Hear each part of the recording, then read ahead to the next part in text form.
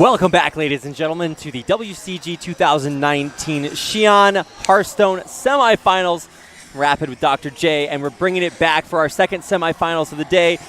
First one was a Rogue mirror. He fought for the board a lot. In the end, the American underdog Terrence Sen came back and earned himself a spot in the grand finals. So coming up next, we have our representative from Hungary taking on a player with home field advantage here in China. Yeah, it's going to be Reconnect versus Exigo, a matchup of Warrior versus Rogue. We did see this matchup earlier on yesterday during day 2. No, it was actually day 1. Right, yeah, all the way back there. Yeah, all the way back. I can't even remember. There's been so many great WCG days at this point. But during day 1, the Warrior took it pretty handily. Right, and you might expect Warrior to have a pretty favorable matchup against Rogue. It's not like upsets can't happen, or maybe you don't even call them an upset, but this is best of 3, right? You've even got the ability to change out of your primary deck if you've got something that's specifically geared towards that. But I don't think that either Rogue or, well, I guess Rogue might have a tertiary deck that's geared towards facing Warrior, but I don't know if Warrior really techs towards Rogue because they're already kind of favored.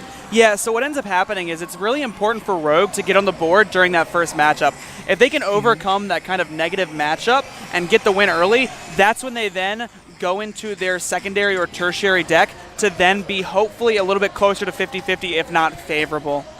Well, here we go. I hope you're ready for game number 1 of our second semifinal match. This is Reconnect from China facing off against Exigo from Hungary. And it is a Warrior versus Rogue matchup. Of course, the Warrior is Reconnect, the Rogue is Exigo. And here we go with game number 1. You can see Reconnect already starting off very strong, has a lot of the tools he needs, has draw, has the early 1-drops, has the weapon destruction, and even has heal if something does go incredibly wrong for him. So it's looking really good for him already. Exigo, you know, Rogue doesn't really have too many great turn 1-2 plays, so he kind of kept the Blink Fox and Henge Clan Burglar just to have something of substance to play during the game. Right, and even though Blink Fox does do pretty well on the board here, the problem is that you're coming into turns 3, 4, 5, which are all just looking so strong for Reconnect, and he doesn't really even need to do anything. Like, he's not under any pressure right now. And so I was originally going to say the Coin Militia Commander looks pretty strong here, but I don't know about this one. You can hold on to the coin if you use the Snip Snap and just go ahead and place it onto the Attorney Rover and take the trade that way. Right. I think I would have rather seen that. It's a much stickier minion on board, but you know what? Getting multiple minions on board is very strong against Rogue, like we've been talking about in the past. So we got Spirit Bomb, Ferocious Howl, Holy Wrath. What do you like, Dr. J? I think I like Ferocious Howl, just to keep the engine going, just keep drawing. That's going to be a main priority for the Rogue. A lot of times how they win this matchup is by getting a lot of value and then just keep cycling through their deck to get more and more value. Yeah, the other kind of way to think about that is that even if you do get a little bit of armor there, it helps you when you want to hit face or clear with weapons. There's the Sea Giant. I don't know how useful that's going to be in this matchup, but maybe once Snip Snap hits the board, you're going to be a little bit wider than normal. Yeah, Sea Giant isn't necessarily the strongest tool in this matchup. It's mostly for either token-based matchups or even the mirror when they go wide with the Faceless Lackey. Okay. What it does in this matchup is sometimes the Warrior is forced to answer smaller minions with their removal, and then hopefully you can stick it, you know, just as a big 8/8 later on in the game. Okay. And they may not exactly have the answer for it. That's true. And let's see what's going to happen here. Obviously, if or once Snip Snap dies, that's going to enable it on either side. I think that's what we're going to start to see here. You see Reconnect here just constantly playing for board, taking a lot of these value trades. Yeah. And I do like it. There will turn a point where Reconnect will need to start trying to prioritize going face, especially because Exigo right now is at 20 health, and he is Bomb Warrior, so he will be drawing those bombs later on. Yeah, that's actually something to point out is that, I mean, Rogue does run a little bit of life gain. You've got the Ziliacs, you got the Life Drinkers in there, maybe some random cards you get because you do have a decent amount of randomness in your deck. But yeah, the problem is that eventually, you know, Warrior has the taunts, he's got armor gain, especially when you transform into Dr. Boom, Mad Genius. Mad Genius. Well, you don't even need to be a Mad Genius. Give you a regular genius. Well, the thing that we were talking about earlier for Reconnect is that maybe he doesn't play like a genius, but he draws like a genius. Because every single time he hits that turn 7, Dr. Boom is coming down. Would not be surprised to see here. Dr. Boom is the most powerful card in this deck. Both of them. I mean, honestly, if I was on the play and I was presented either one against Rogue, I would probably keep either one. I prefer Blastmaster Bloom. Really?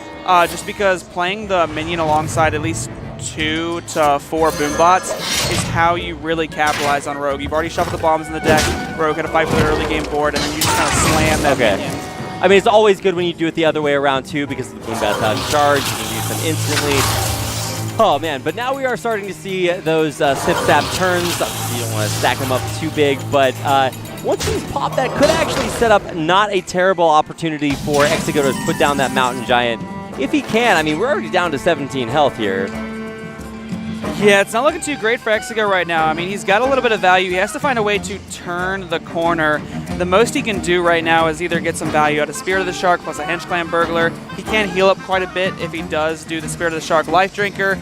Maybe he opts to go Spirit of the Shark, Hench Clan Burglar, and Step the Burglar.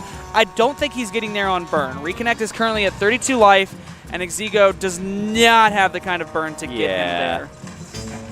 You're going to have to get some Spirit of the Shark turns coming up to make that happen. And we haven't even seen any of these crazy lackey turns come through either. So really the potential of Exigo's deck hasn't really been realized. Maybe you look for something like a Shark Life Drinker just to get back up there in the life total and put yourself on the board. It looks like that's what Exigo's going for here. Wants to just go ahead and try and go up a little bit in life total. I wouldn't be opposed to if it were the Hench Clan Burglar maybe seeing a step. It is kind of weak to something like Dynamatic because it will clear off this Shark, but you kind of have to say, you know what, I'm so far behind, I can't afford to just play around it. Looks like he's going to step it, and I'm not opposed to this either. He realizes that he's going to need value to win this game, so might as well make sure I have the Shark in my hand. Yeah. And it's not like you're going to at least win off of the Step Leroy.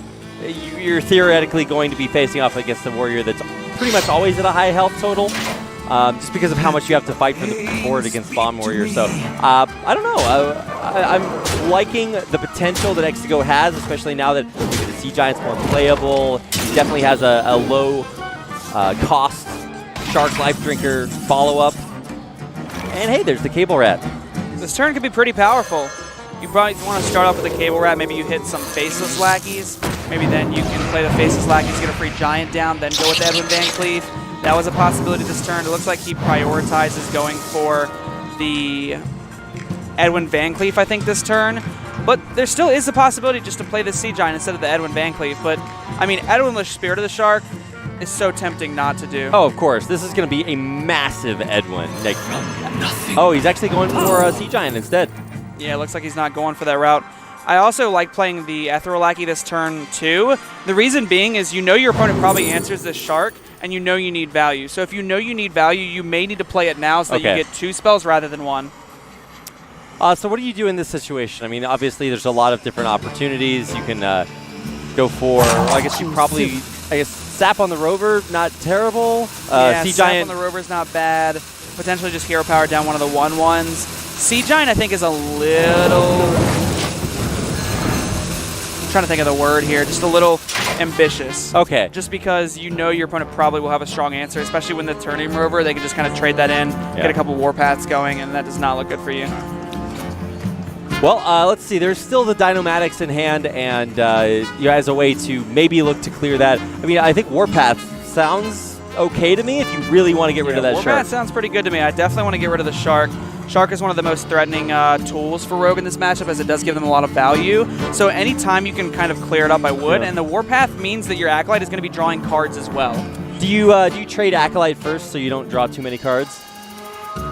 Let's see, how many cards in hand right now? Looks to be 7. Yeah. What now? You don't necessarily need to trade it first. You can do 1 Warpath. Okay. Maybe push it face and then trade it, so that it dies at a 1/2 rather than the other one, and then finish off with the Warpaths. I think I don't necessarily like going for this now, but this tells me that maybe he doesn't decide to go with Warpath, that maybe he just wants to play the Dynomatic. That's a little bit interesting. I mean, I guess the Dynomatic is still going to give him the clear, but... So it gives him the clear, but what it also does is it lets him have a minion on the board. And right now he is trying to force Exigo into awkward positions where his life total is so low he can't afford to make plays like playing the Sea Giant. Yeah. Yeah, Sea Giant's looking more and more dead in turn. And I'm looking at that Edwin Van Cleef, and it's just like, it looks like that might have been a better play way back when? Way back when. Yeah. Back when it was Well, knee-high. we can't take any. Back in my day. Yeah, back in my day. I was all. The funny thing is, I always talk about how Earthshock can be seen to get Edwin, and this is the one time where you don't want to Earthshock your Edwin. Yeah. That's not the call there. Baited arrow's not bad. It's not going to help you out immediately, but you're probably going to get value off of that later on. The only problem is, where our life total's getting down there, Dr. J. What's going to keep him up here? Is it putting threats like the Sea Giant down on the board? Got to present some kind of threat. You can't just keep letting your opponent, kind of step all over you and keep playing their minions. So I would not be surprised to see the Sea Giant. The Vendetta is a pretty strong pickup because it does allow a clear on the Dynamatic, so there is less pressure with your 8/8 on board. That would have been a lot of damage to take. Yeah. So, Shield Block, Warpath. Shield Slam looks like a pretty decent answer. You'll gain armor because when the Warpath goes off, you'll get one from the Eternium Rover. Maybe you don't even need to use the Shield Slam. You can Warpath again. Oh, actually, yeah, you're right. I always see the Shield Slam, I'm just like, that kills the big thing. Sick. Yeah, but obviously there's more opportunities to play that in the future. I think from what I was remembering of Exigo, he runs double Sea Giant, if I'm not mistaken. I believe so. In the primary list, there are double Sea Giants. I believe Exigo will cut them into his secondary list for Warrior, if he does have that, in order to play something like Karen, something like... we've seen Mountain Giants in the past get play, which is kind of interesting. But mostly it's like Karen Bloodhoof and maybe the mech engine we're seeing. Yeah, especially against Warrior here. So it is going to be the Shield Slam committed. That's going to take it out easy peasy. And Wrench Cavalry for even more bombs in the deck. I think we're at 3 bombs so far. Yeah, we're easily at... I actually think it's 4 because that's right. got through twice. That's I would have preferred to see face hit there. Just because you put your opponent to 10, you kind of guarantee they're at 10. I guess the theory is that, hey, look, you're going to be able to swing with the Wrench Caliber next turn to put them to 10, so you might as well kill the minion now. Well, 6/6 and a 5/5 on the board here for Exigo. Some big minions that I guess he can clear, but probably don't want to do it quite that way.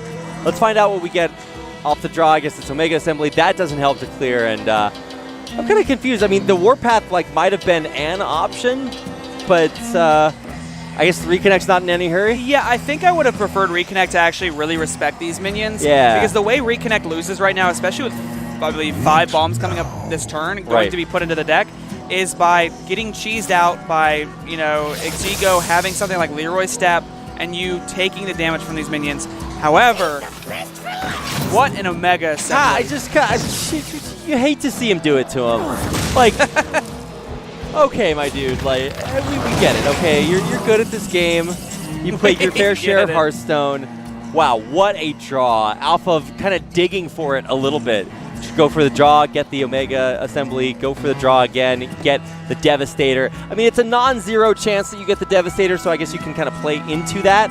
But hey, when it works, it just looks so good, and that's going to do it. Exigo out of here. Reconnect, really having just every single option he needed.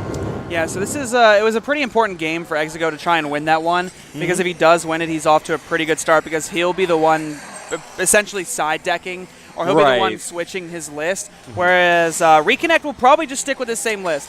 Reconnect's lists are one for that, one for the mirror, and one for Mage. So he's not going to switch to the Mage list. There's no real reason to. Yeah. And he's not going to go to the mirror because that makes his matchup that much worse. So yeah, he's it's just actually stick to the same. hard, making it harder on himself. I know, right? I'm actually really curious to see how Exigo's sideboard list is going to work, because you were talking about kind of the mech add-in to try to change it just a little bit, make it that much better against Warrior. But, I don't know if it was... I'm trying to think what could have... if he had been allowed to play that side deck in Game 1, what could have given him the outs that he needed to win there? Because, I mean, Reconnect did get pretty, I don't want to say lucky, but he dug for options that he was able to find that helped him out immensely. I mean, sometimes that's the issue with the secondary and tertiary decks is it may not have changed the game too much, but let's say, the Sea Giant would have been something like a Coppertail Imposter, and then he found something like the War Gear. That would have been so much more difficult for him to answer rather than the Sea Giant, especially because it is a mech. Dynamatic can't answer it. And then, Shield Slam on a 9/9 is not as easy to do. Yeah, it's a little. Well, I don't know. I don't know the Warriors you play against. It's pretty easy for the ones I play against. It is going to be a deck swap coming in here. I think almost guaranteed. I think for Exigo, he's playing a matchup he knew was going to be difficult, yes, but not one that he has been unable to win. I believe that one of his wins in the round-robin group stage was against Warrior. Maybe he did beat Tempo, or maybe he beat Reconnect. He might have beat Reconnect during the... Did he beat Reconnect? I'm not actually sure, because I know Reconnect was 4-3 record, wasn't he? Or was he 5-2? No, he was 4-3. He was 4-3. So, actually, 3 of the players that qualified were 4-3. Well, I think there were 4 4-3 players and 1 5-2 player as before. I think there might have been 5 4-3s, because I thought Florine was 4-3 as well. Oh, because he won that last game to get 5-3 or 4-3. It was a crazy round robin. It's going to be even crazier when we get into the finals. I don't know who's going to get there. I think maybe just based on the matchup, I would favor Reconnect a little bit. But I think when you look at the way that each one of these players have played, Exigo, especially in his qualifying matches to make it here through the European qualifier, played very, very well. I was reading a lot of comments out there, people saying that they were very pleasantly surprised by the level that Exigo is playing at. I mean, obviously, to make it here to the top 4 in Xi'an is still very, very impressive, but I really do want to see him go all the way. Yeah, it would be nice, but it would also be nice for the the Chinese home crowd to see their fellow countrymen make it so much further. And he's got to carry the torch right now, because as before fell down to the third place match, so he's kind of got to carry the weight right now. I mean, it is impressive though that 2 of these Chinese players did make it to the top 4. That's right. Well, we are moving into game number 2 here, ladies and gentlemen. Let's get it underway. It's game 2 of our second semifinal. Terrence M is waiting in the grand final for one of these players. Is it Reconnect? Is it Exigo? Let's find out. Reconnect has a pretty decent hand. I love keeping Clockwork Goblin Snip Snap. Because when you play Clockwork Goblin and they don't answer it with something, you just Snip Snap onto it, and that minion is so threatening. Like, I can't tell you how many times I've lost those 2 cards on turn, 3, especially with Coin, where you coin one out and then just play the other one. Yeah. It's brutal, man. The Coin does definitely polarize this matchup. We've got Coin Lackey in hand for Exigo, which is still very, very strong, and the Coppertail Imposter, which is part of that mech package that you add into the Rogue to make it more viable against the Warrior. Yeah, so Coin Miscreant looks pretty good seeing Reconnect's hand, because you'll be able to contest the Clockwork Goblin before it gets magnetized onto. However, it probably makes a bit more sense for Exigo to play it a little bit slower. I mean, he doesn't necessarily need to use the coin just yet. And because he has Vendetta, he can go Coin Hench Clan Burglar and then answer whatever he needs to. That's actually fantastic. So this is a big turn here for Exigo. A little bit greedy there for Reconnect to just put it out there and hope that it's stuck, but I think in the end, what do you pick here? I like the Rat Trap. Yeah. The other 2 were kind of dead cards. You're not really going to have too wide of a board against Warrior in order to justify the Demon Bolt. And then Shadow Flame, you typically don't have to worry about how wide the Warrior board is.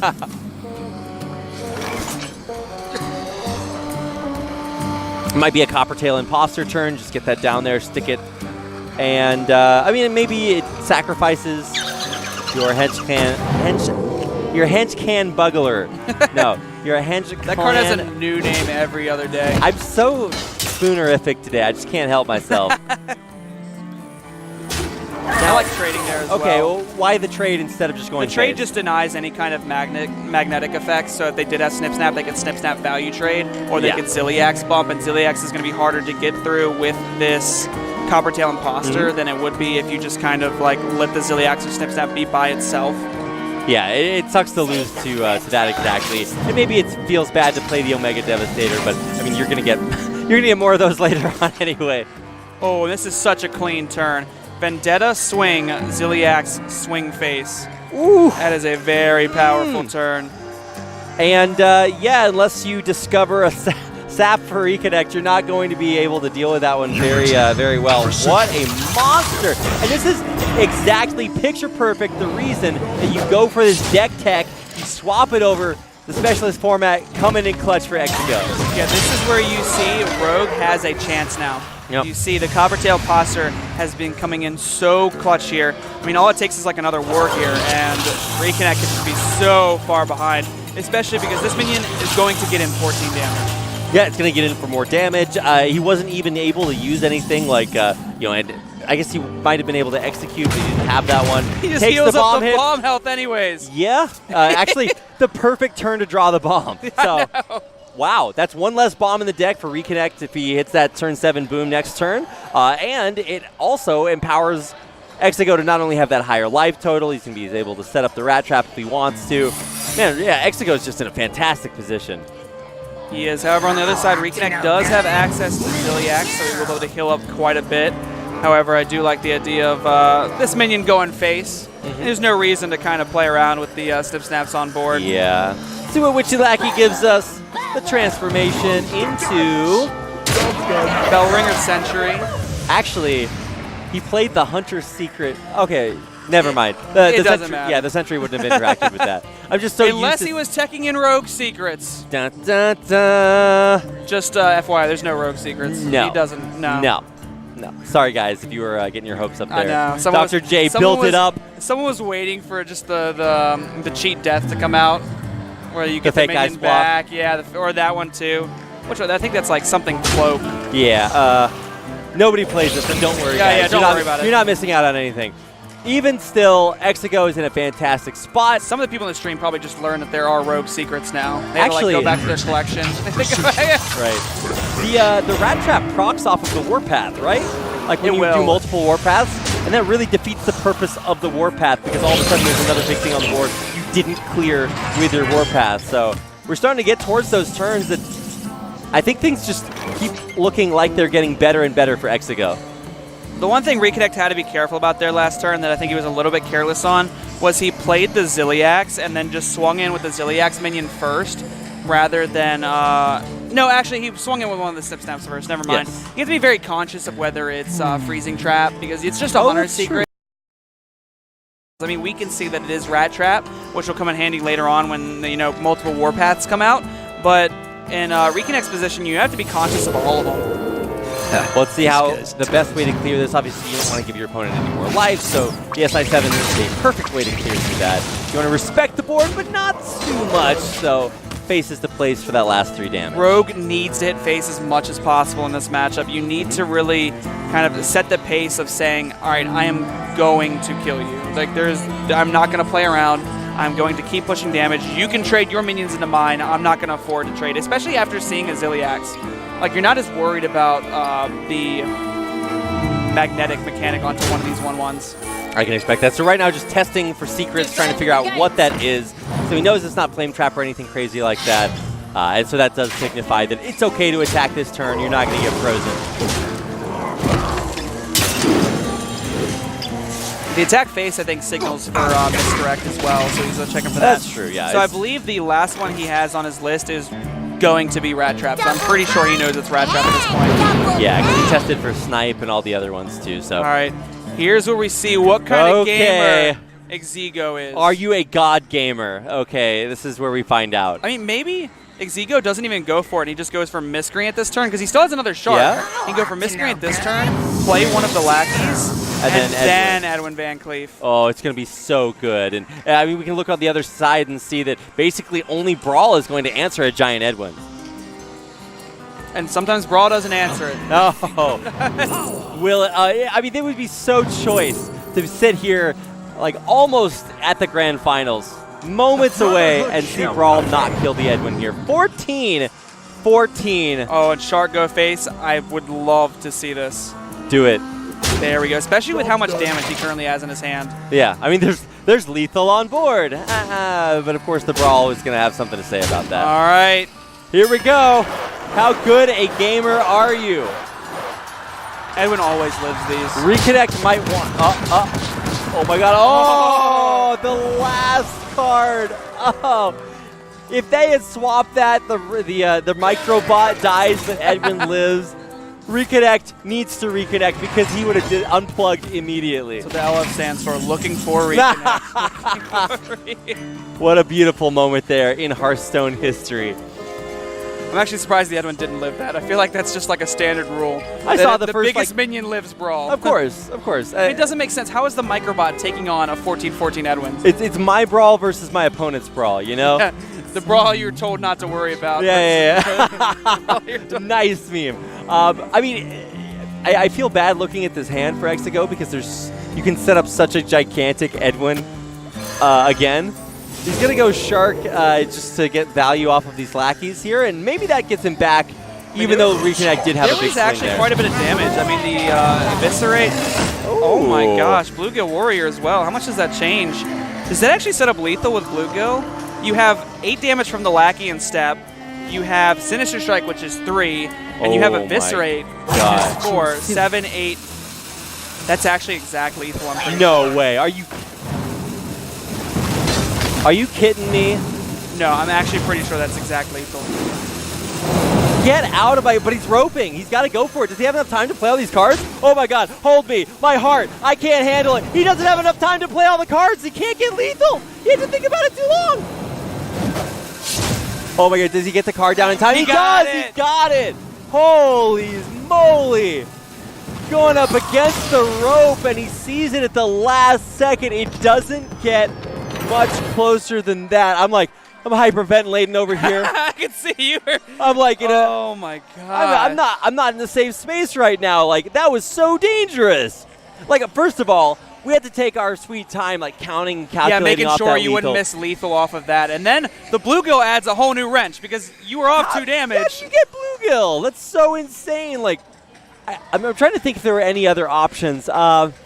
I think Bluegill's the only 2-drop with charge. Is that the only? Yeah, it is. Well, it's the only 2-drop that gives you 2 damage with charge, because I think there's a 1 damage charge. I guess there's technically Knife Juggler, but then there's an Eternium Rover on the other side, and then it gets too complicated. You're like, I can't even anymore. What a crazy way to end that game. I mean, look, let's talk about it. So first, you got the tertiary deck swap for Exigo for the road. Right.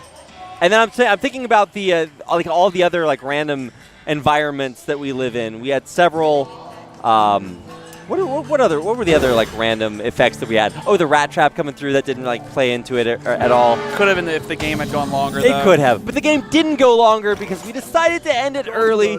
The Spirit of the Shark making all things possible with a massive swing there at the end.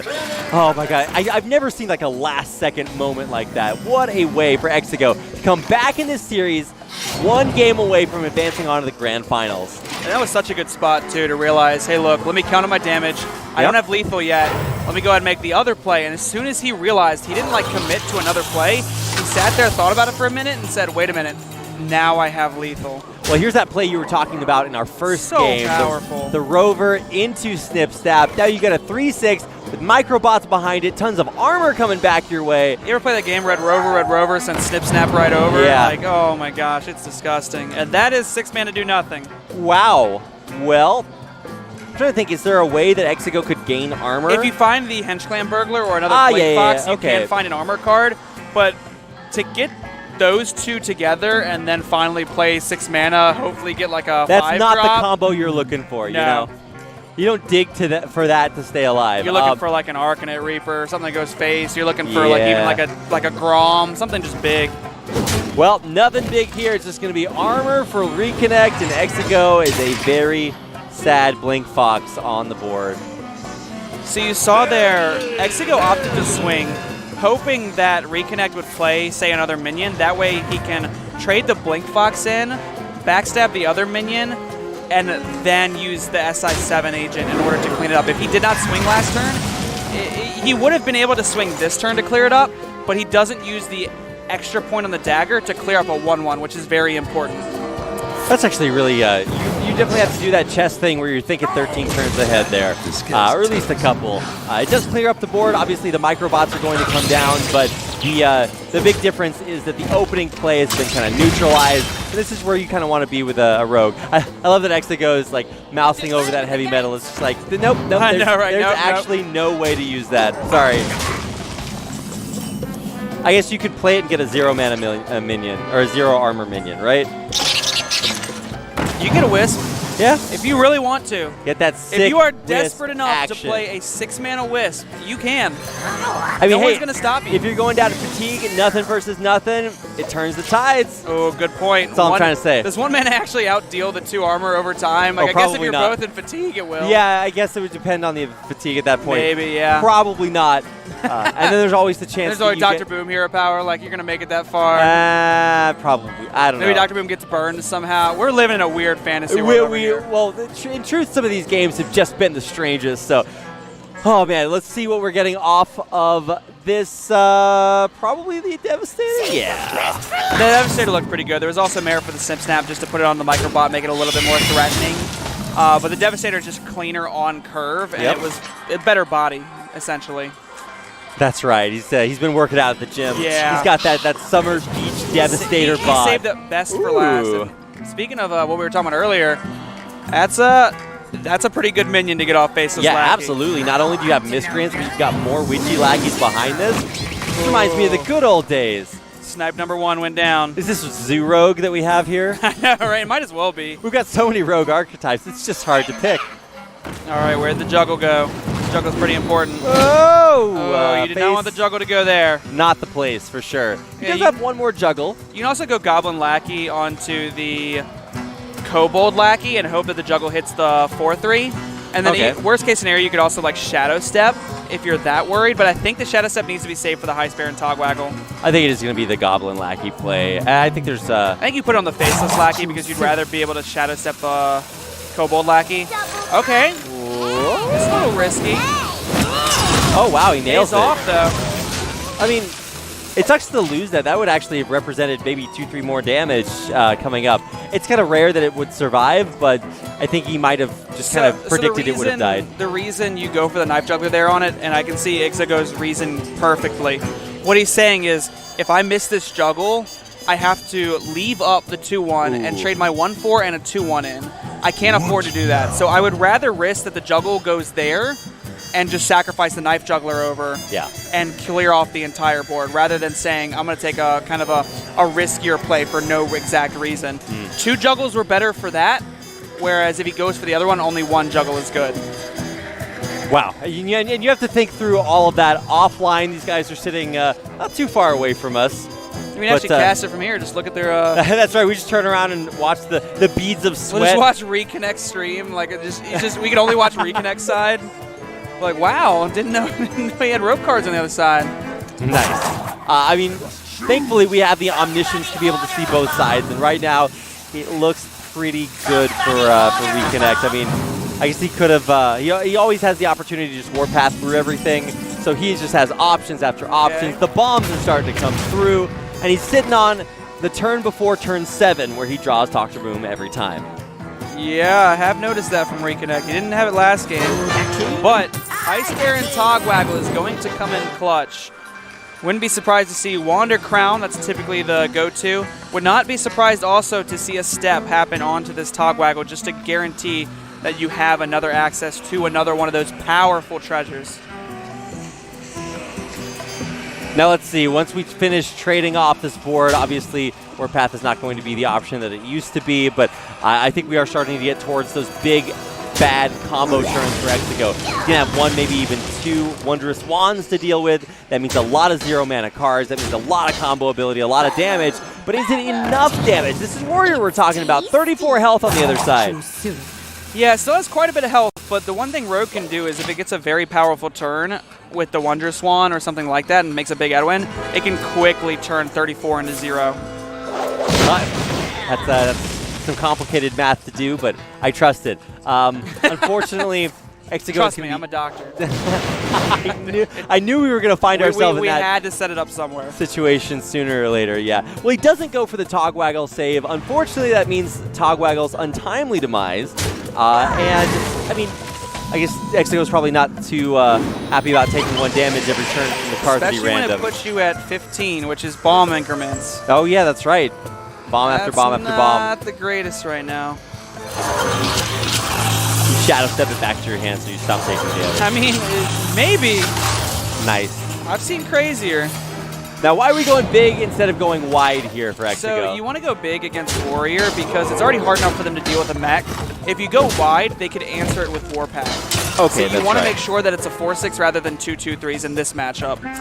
It's the great versatility of Snip Snap. And another good thing is, let's say he goes Hero Power, Shield Slam, either Warpath or Brawl. Yeah. Next turn, there could just be a crazy Wondrous Wand turn where you go Wondrous Wand, play all your 3-mana cards, and make a massive Edwin. And yeah, he's just running out of options to kind of deal with that. I mean, obviously, Brawl, how good is it at killing Edwin? It's been good today, but now there's nothing on the board. That's when Edwin shines. He's the only one. I thought everybody else get out the way. Reconnect is like leaving up this. I actually forget the name of that card. It's a Blood Witch. Blood Witch. Okay, there we go. Well, that's actually helping out Reconnect more than Exigo. I know. It helps to have something on the board. But how good is our Wondrous Wand? I'd say it's pretty good. Okay, well, maybe not as good on those two cards. The first one was really good. We were getting really excited for that. And then it was just kind of like, oh, well, those are 0-mana cards. It doesn't hurt to have them. Obviously, you can't go for the big, the biggest turn with Vendetta. I guess you could actually Vendetta your Blood Witch to stop it from dealing damage to you. That's when you know you're getting desperate. Not yet, though. Exigo's in a pretty good spot. Shadow Step again, okay. Oh, this Edwin is about to be disgusting. I mean, maybe it comes down to a point where you actually do Vendetta your own minion and kill off your own minions. That way your Edwin is the only one alive, so Brawl isn't even a possibility. Right. Yeah, Brawl would be much worse at that point. The Brotherhood shall prevail. I mean, 14-14, that'll be good enough into 6 for one turn anyway. So if you had gone Shadow Step on the 1-1, just to get it back in the hand, and then Vendetta your 3-2, it would be a 18-18. Yeah. Being an 18-18, I don't think there's anything besides a Silence that would answer it, and I don't believe Reconnect has Silence. Yeah, I don't believe he runs Execute either. No, I don't believe so either. So it has to be like a Shield Slam or a Mega Devastator, but he's at 9 mana. Which means he can't even Devastate, and it would have to be 2 Devastators.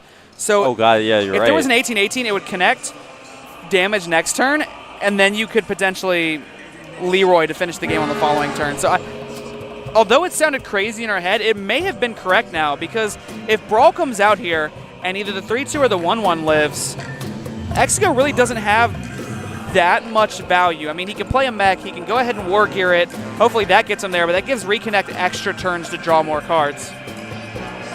I'm right alongside with you. I think playing around the Brawl would have been the best case scenario. Obviously, we know that because you're omniscient observers, but no way! The RNG god, you only get 1 Reconnect. You can't kill all the Edwins with your Brawls. And now you're taking 14 in a big, bad way. I mean, on the other side, though, we've got 11 health and bombs coming in. Okay, we got 1. Bomb number 2. No. Oh boy, this is real close right here. I mean, how much damage is this? 14 plus 12 puts us to 26. You also have the dagger and deadly poison. That's 29. Are we 3? We're 3 off lethal right now. Blink Fox can find something like Inner Rage. Oh yeah, you're right. Oh my god. Well, we're close. Are we?